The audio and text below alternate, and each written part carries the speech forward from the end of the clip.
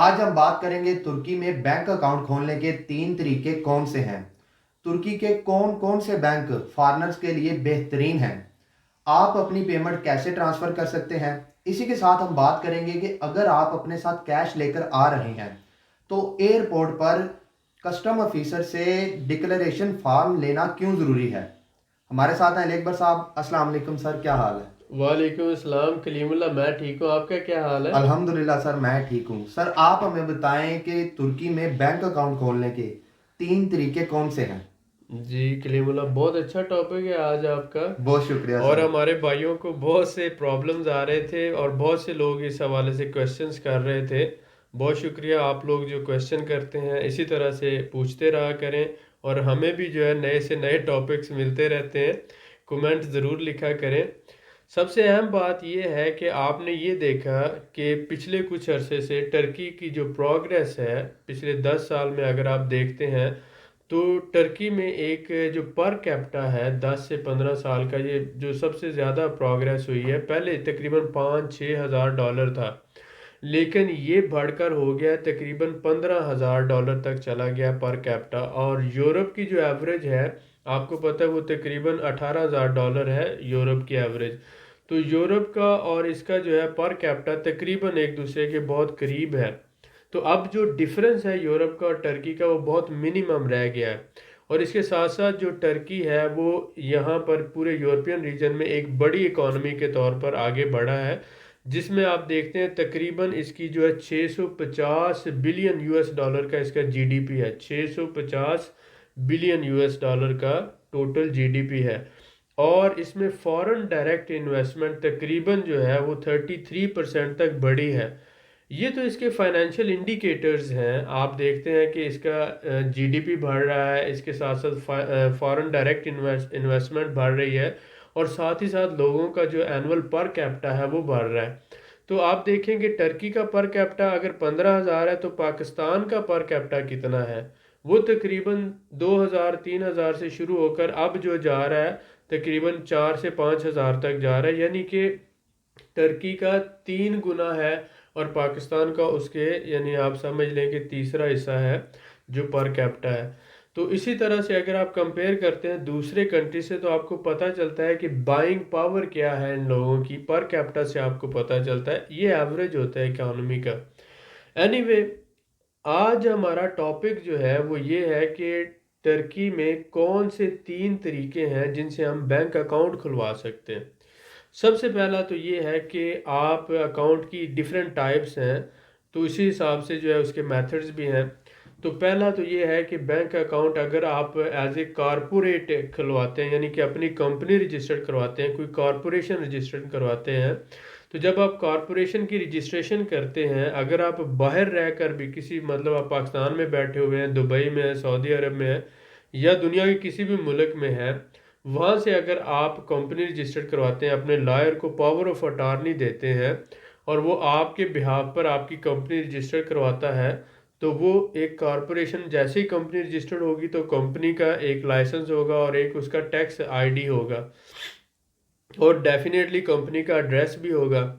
तो किसी भी बैंक अकाउंट के लिए टैक्स आईडी होना, यानी टैक्स आइडेंटिफिकेशन नंबर होना, और एड्रेस होना, और कॉन्टैक्ट डिटेल होना, ये बहुत ज़रूरी होता है।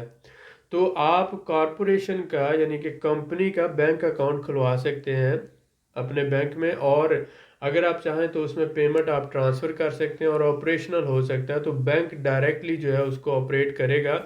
आप अपने मुल्क में रहते हुए पेमेंट ट्रांसफ़र भी कर सकते हैं और पेमेंट मंगवा भी सकते हैं। तो एक तो तरीका ये है कि जिसे हम कहते हैं कॉरपोरेट बैंक अकाउंट। ये तब बनता है जब आप कंपनी रजिस्टर्ड करवाते हैं, चाहे छोटे कैपिटल के साथ करवा लें चाहे बड़े कैपिटल के साथ करवा लें। दूसरा जो मेथड है वो ये है कि आप अपना कंपनी का रिप्रेजेंटेटिव ऑफिस रजिस्टर्ड कर लेते हैं, या कोई रिप्रेजेंटेशन आप वहाँ पर एक तो होता है कंपनी रजिस्टर्ड कराना, और एक होता है कि आपकी कंपनी ऑलरेडी है सऊदी अरब में, पाकिस्तान में, दुबई में, उसका आप रिप्रेजेंटेटिव ऑफिस बना लेते हैं। तो तब भी इसको जो बोलते हैं कंपनी का रिप्रेजेंटेटिव अकाउंट खुलवाना। तो तब भी आप खुलवा सकते हैं, क्योंकि ये भी एक रजिस्ट्रेशन होती है, ये भी टाइप ऑफ कंपनी है, रिप्रेजेंटेटिव ऑफिस रजिस्टर्ड करवाना। ये दूसरी टाइप है। अब इसके बाद आ जाते हैं तीसरी टाइप, जो सबसे अहम है इंडिविजुअल के लिए। अगर आप विजिटर वीज़े पर आते हैं टर्की में, अगर आपके पास विजिट वीज़ा है, तो यहाँ पर भी दो आपके पास सूरत हाल हो जाती हैं। अगर आप चाहते हैं कि आपने बैंक अकाउंट खुलवाना है, तो आपको तीन चीज़ों की ज़रूरत है। पहली तो ये है कि आपको पासपोर्ट आपका जो है वो आपके पास होना चाहिए। दूसरा, आपको रेजिडेंशियल एड्रेस की ज़रूरत है। और तीसरा, आपको टैक्स आईडी की ज़रूरत है, टैक्स नंबर की ज़रूरत है। जब आपके पास पासपोर्ट होता है, तो आप किसी भी जो है वो टैक्स ऑफिस में जाकर पासपोर्ट की कॉपी देते हैं, और आपको विद इन अ डे आपको 10 हिस्सों वाला टैक्स नंबर मिल जाता है। ये फ्री ऑफ कॉस्ट है। और इसको आप ऑनलाइन भी अप्लाई कर सकते हैं। ऑनलाइन साइट पे आप अपने आईडी की, अपने पासपोर्ट की कॉपी भेजते हैं, आपको टैक्स आईडी मिल जाएगा। टर्की में ये फ्री है और सेम डे मिल जाता है। आपके पास पासपोर्ट हो गया, टैक्स आईडी हो गया। तीसरा आपको चाहिए टर्की में एड्रेस। जिस एड्रेस पर आप रह रहे हैं, उससे बात करके आप उसी घर का एड्रेस दे सकते हैं। उसकी कॉपी चाहिए, वेरीफाइड अटेस्टेड कॉपी साथ लगेगी। और आप अपना जो टर्की में कोई भी मोबाइल नंबर जो लेंगे, वो मोबाइल नंबर दे देंगे। तो ये तीन चीज़ें चाहिए। आपके पासपोर्ट की कॉपी चाहिए पहला, और उसके साथ आपका टैक्स आईडी जो मैंने बताया फ्री में मिल जाता है, सेम डे मिल जाता है। और तीसरा, आपका रेजिडेंशियल एड्रेस चाहिए। ये तीन चीज़ें आपके पास हों, तो आप आसानी से बैंक में जाकर तीनों जमा करवा के आप same day with in an hour, 1 घंटे के अंदर अंदर आप अपना अकाउंट खुलवा सकते हैं। Very simple. एक तो ये है। दूसरा ये कि अगर आप अपना रेजिडेंस कार्ड अप्लाई करते हैं, तो रेजिडेंस कार्ड जैसे आपको मिलता है, तो उसमें भी क्योंकि आपका जो एड्रेस लिखा हुआ होता है रेजिडेंस कार्ड पे, वो आपका एड्रेस है। और उसके साथ आपके पासपोर्ट की कॉपी लगेगी, और इसके साथ फिर भी आपको टैक्स आईडी चाहिए होगा, टैक्स आइडेंटिफिकेशन नंबर फिर भी आपने लेना है। ये तीन डॉक्यूमेंट आपने लेके सबमिट करवाने हैं। तो ऐसे भी आप खुलवा सकते हैं। यानी कि सेम मेथड है, सेम तरीका है, लेकिन उसको करने का, अगर आप विजिट वीज़े पे करते हैं तो तब भी वही तीन डॉक्यूमेंट है। अगर आप टीआरसी मिलने के बाद करते हैं, तब भी इसी तरह से तीन डॉक्यूमेंट रिक्वायर्ड होंगे। तो इसमें हमने तीन मेथड डिस्कस किए। एक तो ये है कि आप अपनी कंपनी रजिस्टर्ड करवाते हैं और उस कंपनी का अकाउंट बनाते हैं, तो इसको कॉरपोरेट बैंक अकाउंट बोलते हैं। दूसरा, आपकी कंपनी ऑलरेडी मौजूद है पाकिस्तान में, उसका रिप्रेजेंटेटिव ऑफिस बनाते हैं, या किसी भी मुल्क में उसका रिप्रेजेंटेटिव ऑफिस रजिस्टर्ड करते हैं और उसका अकाउंट बना लेते हैं। ये दूसरा। तीसरा ये कि आप फिजिकली विजिट करते हैं टर्की को, टर्की आते हैं और विजिट वीज़े पर आप टीआरसी लेकर, या विदाउट टीआरसी अगर आप जाते हैं, और जिस घर में रह रहे हैं, जिस एड्रेस पे रह रहे हैं, वो रेजिडेंशियल एड्रेस होना चाहिए, कमर्शियल नहीं होना चाहिए। यानी होटल या हॉस्टल का नहीं होना चाहिए, रेजिडेंशियल होना चाहिए। और रेजिडेंशियल से मुराद ये है कि घर होना चाहिए, अपार्टमेंट होना चाहिए। तो उसका जो है रेंट एग्रीमेंट आपके नाम हो, तो वो आपको कर देंगे। और रेंट एग्रीमेंट विजिट वीज़े पे भी आप करवा सकते हैं। तो ये तीन चीज़ें आपको चाहिए। पासपोर्ट की कॉपी चाहिए, टैक्स आईडी मैंने बताया सेम डे मिल जाएगा, फ्री में मिल जाएगा टैक्स ऑफिस से, और आपका रेजिडेंशियल एड्रेस। ये तीनों आप लगाकर same day with in an hour account खुलवा लेंगे। अब आपका अकाउंट का मसला जब क्लियर हो गया, तो इसके बाद फिर आप पेमेंट की तरफ आते हैं, और फिर आप पेमेंट ट्रांसफ़र कर सकते हैं। जी सर, माशाल्लाह, बहुत शुक्रिया सर आपका। अकाउंट का मसला तो सर हल हो गया। तो जैसा कि आपने पेमेंट की बात की, तो मैं आपसे ये जानना चाहूँगा कि पेमेंट आप कैसे ट्रांसफ़र कर सकते हैं, बेहतरीन तरीका कौन सा है? जी, अब ये देखें कि जब आप पेमेंट ट्रांसफ़र करना चाहते हैं, तो इसके डिफरेंट मेथड्स हैं। जी सर। एक तो ये है कि आपका अकाउंट बन गया है, तो आप अपने अकाउंट में जो है उधर से अपने ही अकाउंट से ट्रांसफ़र कर लें इधर। जी सर। उसमें ये हो सकता है कि सपोज़ करें कि अगर आप टर्की में मौजूद हैं और अब आपका अकाउंट ऑपरेशनल नहीं है। एक तो ये होता है कि आप ऑनलाइन एक्सेस होती है आपके अकाउंट को दुनिया में जहाँ पर भी हो।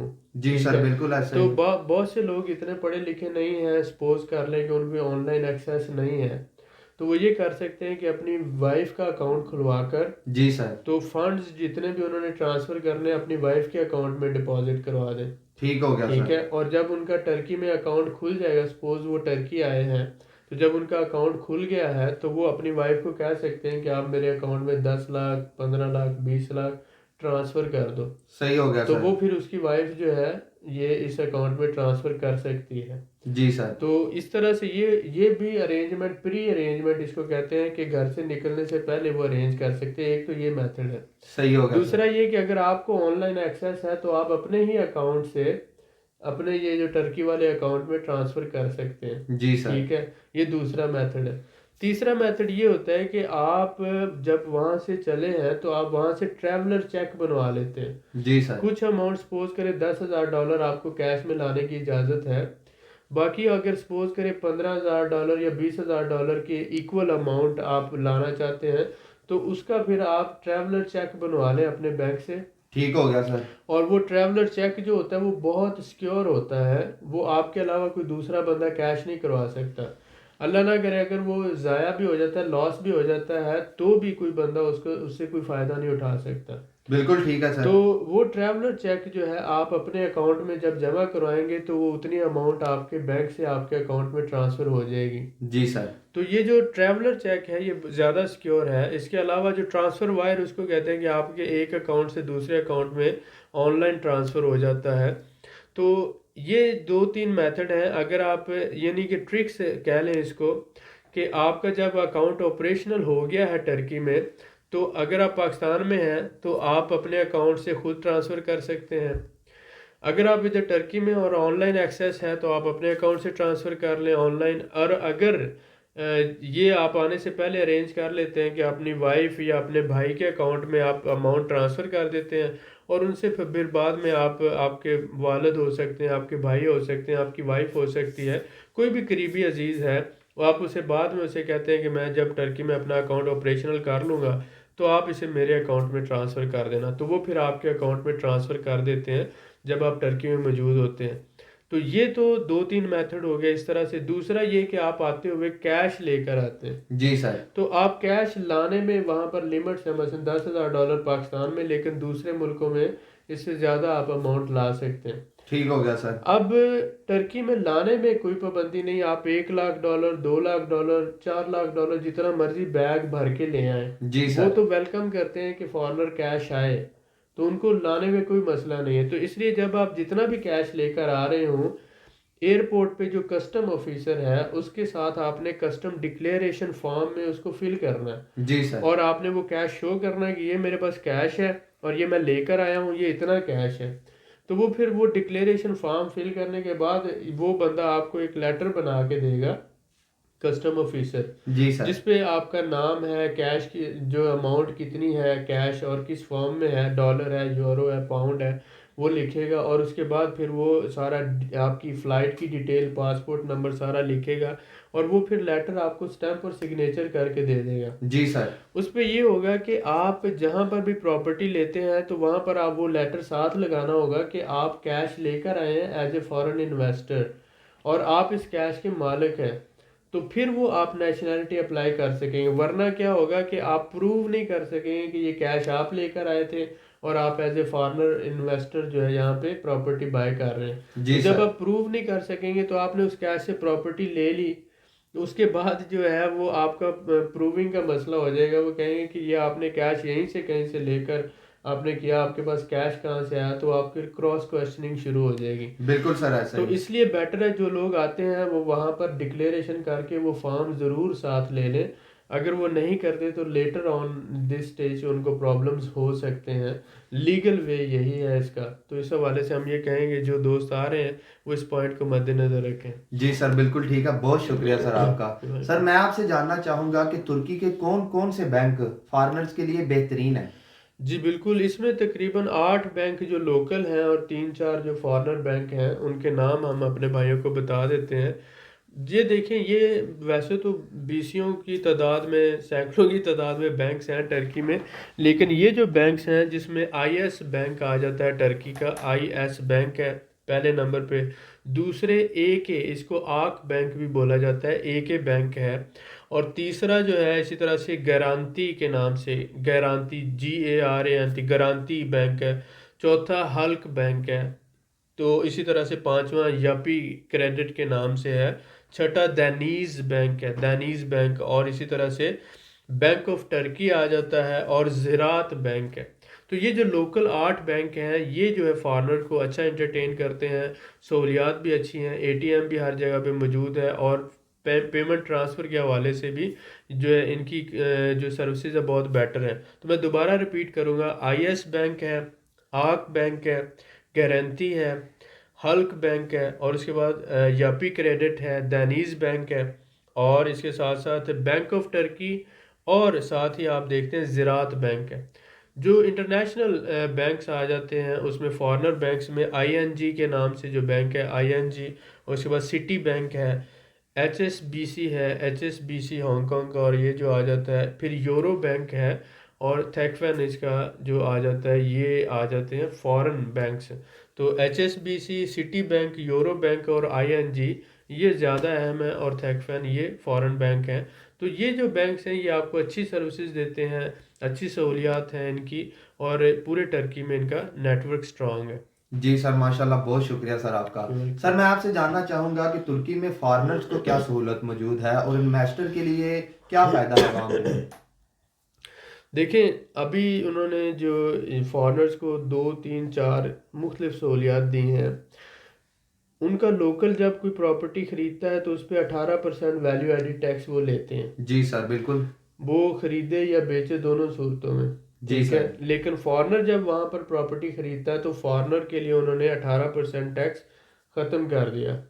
फॉरेनर को वो क्या कह रहे हैं कि अगर आप प्रॉपर्टी ख़रीद रहे हैं किसी प्रॉपर्टी कंपनी से, कंस्ट्रक्शन कंपनी से, तो आप पे वो 18% टैक्स लागू नहीं होगा, जी और सर। वो टैक्स कंपनी को भी नहीं देना पड़ेगा, एग्जेम्प्टेड है। ठीक है। अब ये है कि इसी तरह से फॉरेनर को सहूलत ये दे रहे हैं कि वो पासपोर्ट दे रहे हैं अगर वो $2.5 लाख की इन्वेस्टमेंट करता है तो। जी सर। इसके साथ साथ अगर वो 2.5 लाख की नहीं कर सकता, कम किसी भी 5,000, 10,000, 20,000, 30,000, कितनी भी अमाउंट का एक घर ले लेता है, रेजिडेंशियल प्रॉपर्टी ले लेता है, कमर्शियल नहीं, जी सर। रेजिडेंशियल प्रॉपर्टी, तो उसको प्रॉपर्टी रेजिडेंस मिल जाती है। तो ये कोई भी बंदा गाइड नहीं कर रहा था, लेकिन हमने अपने भाइयों के लिए ये पॉइंट को लेकर आए कि आप इस कानून से फ़ायदा उठाएं। आप बिल्कुल क्या ठीक है सर। करें कि आप ये करें कि आप $20,000, $25,000, $30,000 का एक कमरे 2 कमरों का घर खरीद लें, और आप जो है उसके ऊपर रेजिडेंस ले लें। जब आप रेजिडेंस ले लेते हैं तो आप टर्की के शहरी हो जाते हैं, रेजिडेंट हो जाते हैं। बिल्कुल सर, ऐसे अब ही। आप बिजनेस सोल प्रोप्राइटरशिप भी रजिस्टर करवा के कर सकते हैं, जिसके लिए कैपिटल नहीं चाहिए। जी सर। और अब आप जो 25,000 टर्किश लीरे वाली कंपनी है, सिर्फ $400-500 में वो भी रजिस्टर्ड करवा सकते हैं।